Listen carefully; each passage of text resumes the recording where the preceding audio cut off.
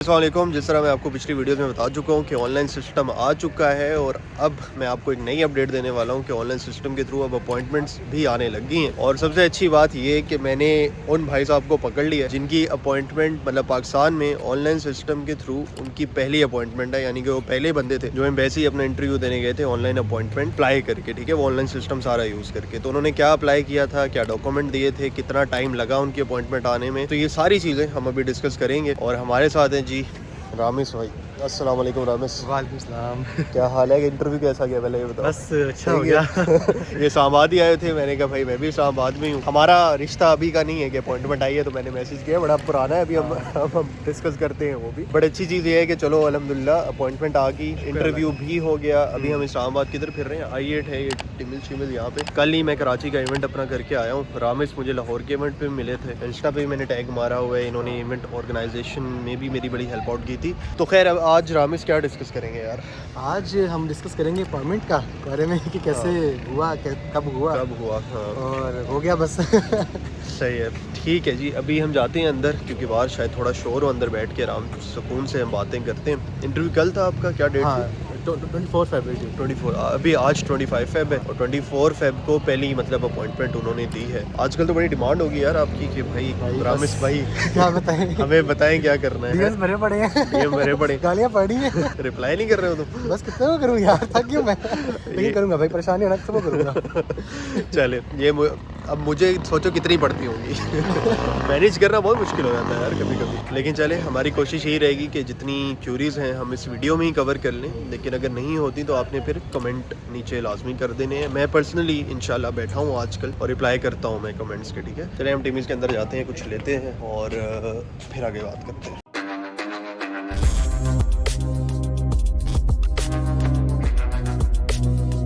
अस्सलामुअलैकुम रामिस, क्या हाल चाल है? वालेकुम सलाम। मैं तो भाई welcome to my YouTube channel.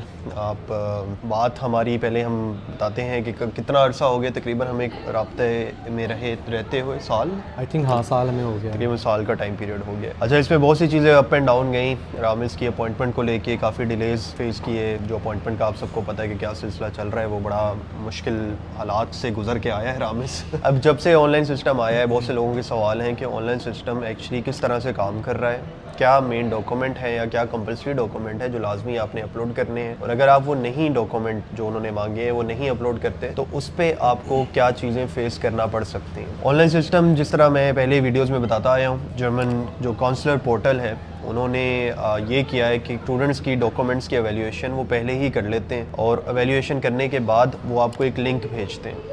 इस लिंक के थ्रू अब जाके आप अपना स्लॉट बुक कर लें, ठीक है। और उसमें डिफरेंट डेज उन्होंने डेट्स डिफरेंट दी होती हैं कि 4-5 दिन है, इनमें से आप कोई बुक कर लें ऐसे। तो अब रामिस ने जो ऑनलाइन पोर्टल है उसके थ्रू अपनी डॉक्यूमेंट सबमिशन की। सबसे पहले रामिस आप, क्योंकि मैंने जिस तरह पहले बताया कि पहले बंदे हो जिसके ऑनलाइन सिस्टम के थ्रू अपॉइंटमेंट आई है, तो वीडियो बहुत इंपॉर्टेंट इसलिए है कि जो गलतियाँ हो सकता है अभी लोग कर रहे हैं वो अवॉइड हो सकें। क्योंकि रामिस के केस में जब इंटरव्यू हुआ था कोई उन्होंने गलती पॉइंट आउट नहीं की थी, सारे डॉक्यूमेंट रामिस के कंप्लीट थे और इंटरव्यू अल्हम्दुलिल्लाह बड़ा स्मूथ गया और मुझे उम्मीद है जल्दी इंशाल्लाह वीज़ा भी आ जाएगा। तो सबसे पहले रामिस आप बताओ कि ऑनलाइन पोर्टल जब आया था, एप्लीकेशन जब ओपन होने लगी थी, आपने कितनी देर में अपॉइंटमेंट अप्लाई की थी और क्या डॉक्यूमेंट्स थे जो आपने अपलोड किए थे उसमें? डॉक्यूमेंट्स 31 जनवरी को जो है ना, एक्चुअली पोर्टल ओपन हुआ था अनाउंसमेंट के बाद और सुबह 9 बजे, लेकिन इशू ये हुआ कि सुबह 9:02 पे पोर्टल ऑन हो गया था। वो जो है उसमें एरर आ गए थे और वो सर्वर डाउन हो गया था, जिसके बाद वो 2 बजे तक जाके सही से खुला। लेकिन मैंने थोड़ी कोशिश करता रहा, मैं आधा घंटा तक 9 बजे शुरू हुआ था और 9:45 तक जो है ना मैंने उसको बार बार रिफ़्रेश करता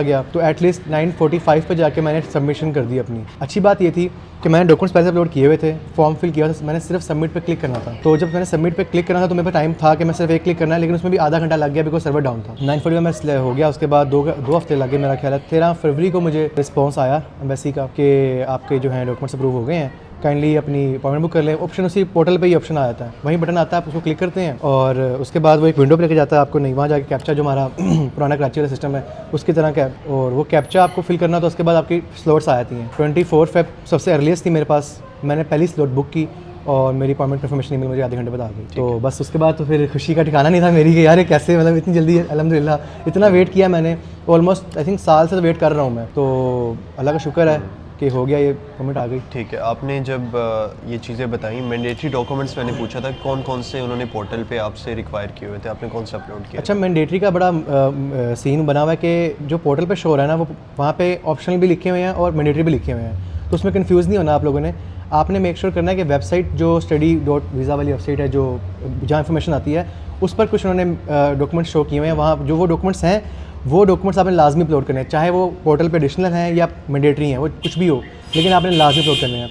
उसमें बेसिकली जो मेन डॉक्यूमेंट है, पासपोर्ट है आपका, एडमिशन लेटर है, इसके अलावा आपका जो है ब्लॉक अकाउंट है आपका, और ये आई थिंक 3-4 डॉक्यूमेंट्स हैं। ठीक है, आइल्स आइल्स लाजमी है, बिल्कुल आइल्स का बिल्कुल। आइल्स, या फिर अगर विदाउट आइल्स जा रही हैं तो यूनिवर्सिटी से आपने एग्जाम्पशन लेटर लेके देना है, ठीक है, कि आपको आइल्स की रिक्वायरमेंट नहीं है। इसके अलावा जो है हेल्थ इंश्योरेंस और ट्रैवल दोनों की बात करूँ तो उनको कंबाइन करके आपने एक ही जगह पे अपलोड करना है, मतलब पोर्टल पे आप जाएंगे तो समझ आ जाएगी आपको, बस लाजमी अपलोड करना है। ये ना हो कि अपलोड ना हो और जो लोग अपलोड नहीं कर रहे उनकी रिजेक्शन आ रही है और उनका पासपोर्ट भी ब्लॉक हो रहा है। अच्छा, इसमें कुछ डॉक्यूमेंट्स तो हैं वो मैंडेटरी बहुत ज़्यादा, जिस तरह एडमिशन लेटर है, ठीक है, वो अगर आप उसके बगैर अप्लाई कर रहे हो तो वो पकड़ लेते हैं आपको कि यार इसने एक्सप्लॉइट करने की कोशिश की है सिस्टम को, ठीक है, इनके पास एडमिशन लेटर नहीं था, स्टिल इन्होंने अपॉइंटमेंट अप्लाई की है। और अगर ब्लॉक्ड अकाउंट भी नहीं है, फॉर इंस्टेंस एडमिशन लेटर और ब्लॉक्ड अकाउंट, तो ऐसे डॉक्यूमेंट दो हैं कि इस पर कोई छूट नहीं दे रहे वो। कुछ डॉक्यूमेंट जिस तरह आपने बताया कि ट्रैवल हेल्थ इंश्योरेंस और दूसरी जो जर्मन हेल्थ इंश्योरेंस होती है वो आपको रिक्वायर्ड है, उसमें से कोई अगर आप एक मिस भी कर देते हो,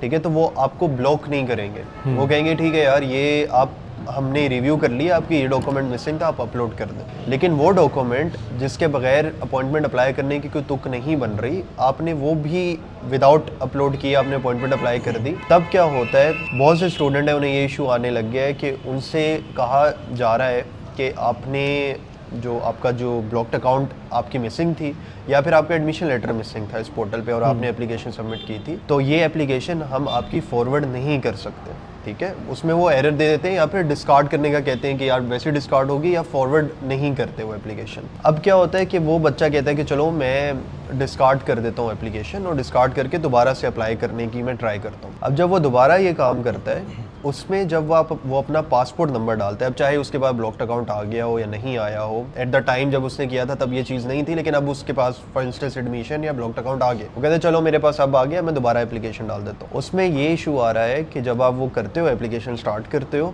अपना पासपोर्ट नंबर डालते हो, वो वहाँ पर आपको एरर दे देता है कि आपका ऑलरेडी सिस्टम के थ्रू एप्लीकेशन रिजेक्ट हो चुकी है, आप दोबारा नहीं अप्लाई कर सकते। तो ये चीज़ इतनी खतरनाक है कि आपका 6 से 1 साल भी ज़ाया कर सकती है, हो सकता है परमानेंटली वो कर दें, हाँ। कभी खोले ही ना हो सिस्टम के अंदर, आप अप्लाई कर ही ना सको। फिर ये हो कि पासपोर्ट चेंज करें और चीज़ें आप चेंज करो, लोग फिर पासपोर्ट भी चेंज कर रहे होते हैं, सारी चीज़ें, तो वो बहुत लंबा प्रोसेस हो जाता है। बेहतर ये है कि अनटिल और अनलेस आपके पास कुछ चीज़ें जो मैंने बता दी कि आपके पास एडमिशन लेटर नहीं है, आपके पास ब्लॉक्ड अकाउंट नहीं है, आपके पास हेल्थ इंश्योरेंस भी कोशिश करें लाजमी हो, क्योंकि ट्रैवल वाली पहले उन्होंने इंडिकेट नहीं किया था, इसीलिए वो रिलैक्स है इस पे, आपको वो दे देते हैं कि चलो अब अपलोड कर दो, ठीक है। लेकिन अगर अब ये चीज़ें पता लग गई हैं, सामने आ गई हैं, लोगों को जो रिव्यूज़ आए हैं उसमें कुछ करेक्शंस आई हैं। करेक्शंस में कुछ लोगों को उन्होंने कहा है कि आप लोग अपने पासपोर्ट के 4 पेजेस अपलोड करें।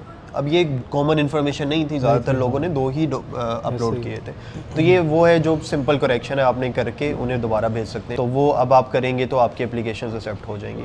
लेकिन अगर आपने ब्लॉक्ड अकाउंट या एडमिशन लेटर के बगैर एप्लीकेशन आगे भेजी हुई है तो आप बहुत बुरे फंस गए हो। और अगर अभी तक आपका रिव्यू नहीं आया और आप ऐसे स्टूडेंट हो जो ब्लॉक्ड अकाउंट और एडमिशन लेटर के बगैर अपने एप्लीकेशन सबमिट करवाई हुई है, तो अभी डिस्कार्ड कर दो, हाँ। क्योंकि वंस उन्होंने रिव्यू कर लिया उसके बाद फिर सीन बैड है आपका। और मैं सजेस्ट भी करूँगा मनीप भाई कि इसमें इशू ये आ रहा है कि डिस्कार्ड करने का फ़ायदा ये है कि आपको एटलीस्ट मौका मिल जाएगा अगली बार आने का। और अभी देखें, अगर आप बाकी दुनिया में देखें ना, इस पोर्टल का एक्सपीरियंस जो जा रहा है वो घंटे बाद उसका रिव्यू कर देते हैं, लेकिन हमारे पास 2-3 हफ्ते लग रहे हैं अभी तक लोगों के, मतलब मेरे बाद आई थिंक मुझे नहीं लगता किसी को, शायद 2-4 लोगों को मिली होगी अपॉइंटमेंट जिनको मिली है, उसके अलावा किसी को नहीं मिली। वो क्यों नहीं मिली?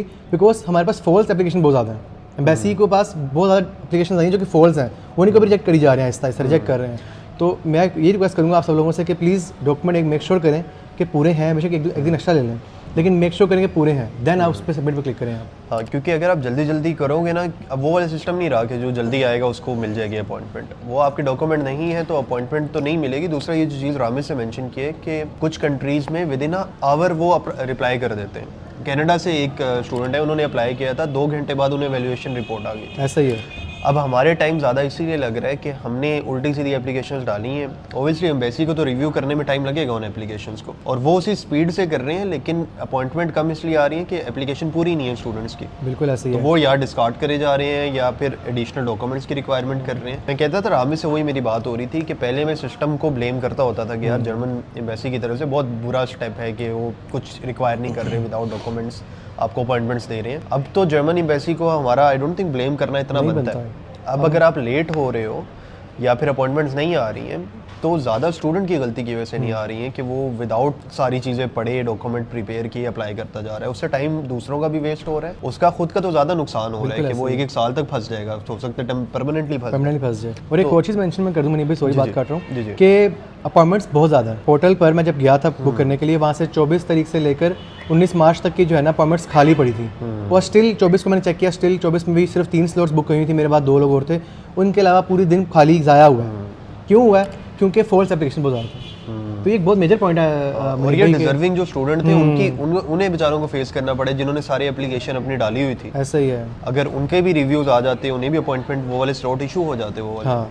तो ये एक बड़ा अनफॉर्चुनेट इंसिडेंट, लाइक अभी चलो स्टार्टिंग है, हम थोड़ा फिर भी दे सकते हैं। हाँ। लेकिन अब चीज़ें क्लियर हो चुकी हैं। हमारे एक और स्टूडेंट आए हैं, मोइज़, अस्सलाम वालेकुम। मोइज़ यहीं पे बैठा हुआ है 2 साल हो गए। कब स्टार्ट किया था एक्सेस फ्यूचर से केस अपना? 2 साल तकरीबन पहले। 2 साल पहले ना? 2 साल पहले। 2 साल पहले। और देख लें, आप कहेंगे मुनीब भाई ये 2 साल बंदा आपने इधर ही बैठाया हुआ है, अभी क्या हुआ था हमारा? बस मेरा आखिरी स्टेज पे मतलब एप्लीकेशन भी आ गई थी, एनरोलमेंट भी हो गई थी। 5-6 यूनिवर्सिटीज़, 6 पब्लिक यूनिवर्सिटीज एडमिशन आए थे। 6 पब्लिक यूनिवर्सिटीज़ के आ गए थे, एनरोलमेंट एवरीथिंग वाज डन।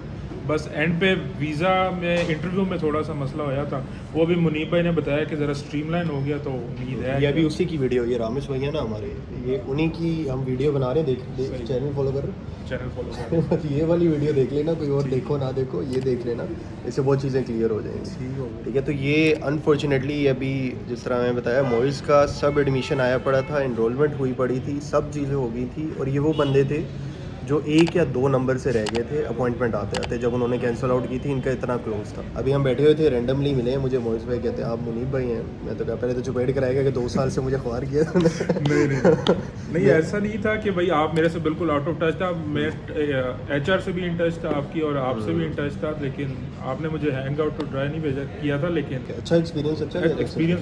चलो शुक्र है, एक्सपीरियंस अच्छा गया था। मैंने कहा भी मैं वीडियो बना रहा हूँ, ये लोग कहेंगे एक्सेस फ्यूचर क्या कर रही है भाई। 2-2 साल जो बंदे इधर बैठाए हैं। तो चलो यार मोइज़, अच्छा लगा मिलके। Thank you sir. बहुत अच्छा लगा, इंशाल्लाह मुलाकात होती है इंशाल्लाह। अल्लाह हाफ़िज़। अल्लाह हाफ़िज़। अच्छा जी, ये हमारे एक्सेस फ्यूचर के क्या कहूँ, अनसक्सेसफुल केस थे, टेम्परेरी अनसक्सेसफुल केस थे, बट इंशाल्लाह मैंने कहा है कि भाई अपॉइंटमेंट्स आ रही हैं, तो टेंशन नहीं लो सारी से। ये भी बड़ा डिसहार्ट हुआ था, और बहुत से स्टूडेंट डिसहार्ट हुए थे जो पुराना सिस्टम चल रहा है। मैं खुद हो गया था यार, मैंने कहा छोड़ो ये जर्मनी को, लोगों को ना मोटिवेट करने ही छोड़ देते हैं। लेकिन अब मुझे दोबारा से एक जाग की है मोटिवेशन, जब से हम प्रैक्टिकल अल्हम्दुलिल्लाह रिजल्ट देख रहे हैं। अच्छा, एक इंपॉर्टेंट चीज़ है बर्थ सर्टिफिकेट के हवाले से, वो हम बता देते हैं। अच्छा जी, इशू ये आया है कि रिकॉर्डिंग तो मैंने कर ली थी रामिज़ के साथ मिलकर सारी, लेकिन उस रिकॉर्डिंग की वॉइस रिकॉर्ड नहीं हुई। वीडियो तो है मेरे पास, यहाँ पे देख लें, हम बोल रहे हैं लेकिन बिल्कुल म्यूट है। बट हाँ चले, मैंने कहा कि अब रामिज़ तो चला गए हैं वापस लाहौर, तो मैं आपको बता देता हूँ कि क्या बात हुई थी। हम बर्थ सर्टिफिकेट के हवाले से बात कर रहे थे। बर्थ सर्टिफिकेट कई लोगों ने पुराना बनाया हुआ है, तो उसको आपको अपडेट करवाना पड़ेगा। ठीक है, एक QR कोड होता है, अगर आपके बर्थ सर्टिफिकेट पे वो नहीं है तो आपने नया बनवा लेना। यूनियन काउंसिल वगैरह से बन जाती है ये चीज़, या अगर आप इस्लामाबाद में तो CDA की अथॉरिटी के थ्रू F6 में उनका ऑफिस है, वहाँ से बन जाएगी। तो बाकी हमारी जो बात हुई थी, हाँ वीज़ा के हवाले से अगर फिर भी कोई आपको कन्फ्यूजन है पोर्टल को लेके, कैसे काम कर रहा है, क्या कर रहा है, तो रामिस ने भी मेरा एक सेशन बुक किया था। आप भी बुक कर सकते हो वेबसाइट से, यहाँ पर जाओगे कॉन्टेक्ट में और 1-on-1 सेशन में जाओगे तो यहाँ पर आपको मिल जाएगा। आप मेरे साथ डायरेक्ट अपॉइंटमेंट भी बुक कर सकते हो, क्योंकि रामिस को इंटरव्यू तैयारी मैंने ही करवाई है। तो आई एम प्रीटी ग्लैड कि पहला ऑनलाइन इंटरव्यू भी था पाकिस्तान में किसी भी कभी, और उसमें पहला उस इंटरव्यू वाले बच्चे को, मतलब रामिस को तैयारी करवाने वाला भी मैं था। तो उसमें कुछ चीज़ें थी, लाइक आइल्स जो था रामिस के पास ओरिजिनल नहीं था, वो मैंने रामिस को बताया था कि ओरिजिनल डॉक्यूमेंट आपको लाजमी चाहिए और आइल्स तो लाजमी आपको चाहिए ओरिजिनल फॉर्म में। ठीक है, तो इंटरव्यू में उन्होंने पूछा भी था कि उसका ओरिजिनल हमें दिखाएं। वो सबमिट नहीं करते अपने पास, बट देखते हैं। तो ये चीज़ काफ़ी ज़रूरी है। अगर आप आपके भी आपने भी इंटरव्यू के लिए अप्लाई कर लिया है या आने वाली है या अभी नहीं भी आ रही, आपको पोर्टल को लेके कोई इन्फॉर्मेशन चाहिए, तो अगेन आप मेरा सेशन बुक कर सकते हो, क्योंकि ये प्रोसेस ऑलरेडी हम गो थ्रू कर चुके हैं। स्पेशली रामिस के साथ बड़े डिटेल में एक चीज़ पे मेरी डिस्कशन हो चुकी है, तो काफ़ी हद तक मुझे अल्हम्दुलिल्लाह अब चीज़ों का आइडिया हो गया कि इंटरव्यू में या पोर्टल में क्या क्या चीज़ें अपलोड करनी है, क्या क्या चीज़ें निकालनी है, तो होपफुली आपके लिए हेल्प होगी। बाकी आप वीडियो के नीचे कमेंट करें अगर कोई आपका सवाल है, और हाँ, अगर आप स्टडी इन जर्मनी का प्रोसेस स्टार्ट करवाना चाह रहे हो तो आप मेरी वेबसाइट पे जा सकते हो www.accessfuture.net। यहाँ पर सिंपली आप कॉन्टैक्ट सेक्शन में जाओगे और एक कॉन्टैक्ट फॉर्म फिल करोगे जो स्टडी अब्रॉड की कैटेगरी में आ रहा है। उसमें आप अपना एजुकेशनल डॉक्यूमेंट्स और बाकी सारी चीज़ें प्रोवाइड करेंगे। वैल्यूएशन के बाद हम 2 से 3 दिन में यूजुअली आपको कॉल बैक करते हैं। तो बड़ा आइडियल टाइम है ये अप्लाई करने का, फेब और मार्च का month specially. Don't be late, क्योंकि उसके बाद बहुत इशूज़ आने लग जाते हैं। ठीक है, हम ये 5 साल से कर रहे हैं काम, हमें पता है कि जितनी लेट एप्लीकेशन होती हैं उतने इशू ज़्यादा आने लग जाते हैं। तो लाजमी कॉन्टैक्ट करें अगर आप इंटरेस्टेड हो किसी प्रोफेशनल के थ्रू प्रोसेस करवाने में। लेकिन अगर आप खुद करना चाह रहे हो तो खुद से भी आप करो, मेरी वीडियोस देखो। रामिस ने खुद से प्रोसेस किया था, सिर्फ मेरी से कंसल्टेशन सेशन बुक किया था, लाइक वो जो कैरियर काउंसलिंग सेशन होता है। तो खुद करने वाले खुद कर भी लेते हैं, लेकिन अगर आपको लग रहा है कि टाइम कम है, चीज़ें मुश्किल होगा मैनेज करना, या फिर इतनी अच्छी प्रोफाइल आप नहीं प्रिपेयर कर सकते, तब आप लाजमी कॉन्टैक्ट करें और इंशाल्लाह फिर हम प्रोसेस स्टार्ट कर सकते हैं एज सून एज पॉसिबल। इसके अलावा हाँ, वीडियो में आई थिंक यही चीज़ें डिस्कस हुई थी। रामिस ने अपना एक्सपीरियंस बताया था मेरे साथ, एक्सेस फ्यूचर के साथ भी, बाकी टीम मेंबर्स के साथ भी, जो अच्छा किया था लेकिन वो म्यूट हो गई है। ठीक है, तो खैर रामिस को मैं दोबारा तंग नहीं करना चाह रहा था, तो मैंने कहा ये वीडियो बना दूँ, ये वाला पार्ट मैं आपको बता दूँ, ताकि होपफुली आपको नेक्स्ट वीडियोस में मिलते हैं इंशाल्लाह। आपको कल के सेमिनार में भी मिलते हैं इस्लामाबाद में जो हो रहा है 28 फेब को मैरियट होटल में। तो अगर आप इस्लामाबाद रावलपिंडी के करीब हैं तो उस सेमिनार में लाजमी आए, लिंक नीचे मैं डिस्क्रिप्शन में डाल दूंगा। और वहाँ पर कोई रजिस्ट्रेशन फ़ी नहीं है इसकी, ठीक है, कोई कॉस्ट नहीं है सेमिनार की, इट्स फ्री ऑफ कॉस्ट। तो अगर आपके पास टाइम है तो लाजमी है, वहाँ पर भी हम बड़ी इन्फॉर्मेटिव चीज़ें डिस्कस करेंगे। Hopefully see you soon, next videos में आपको मिलते रहेंगे। अल्लाह हाफ़िज़।